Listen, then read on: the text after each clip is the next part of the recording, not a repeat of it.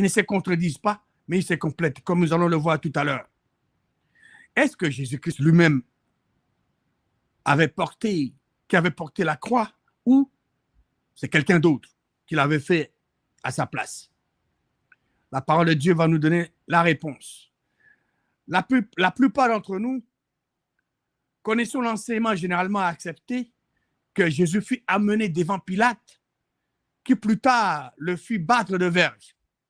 Après qu'il eut été battu de verge, les soldats mirent la lourde croix sur ses épaules pour qu'il portât jusqu'au calvaire.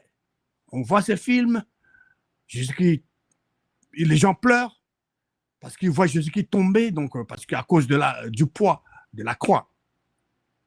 Puis comme les soldats et Jésus-Christ approchaient du calvaire, Jésus tomba sous le poids de sa croix, de sorte que les soldats prirent Simon de Cyrène et lui ordonnèrent de porter cette croix. Simon porta alors la croix jusqu'au calvaire où les soldats crucifièrent Jésus. Cet enseignement n'est pas vrai. Cet enseignement n'est pas conforme à la parole de Dieu. Examinons maintenant les 4 évangiles, en commençant par l'évangile de Matthieu. Allons maintenant dans l'évangile de Matthieu.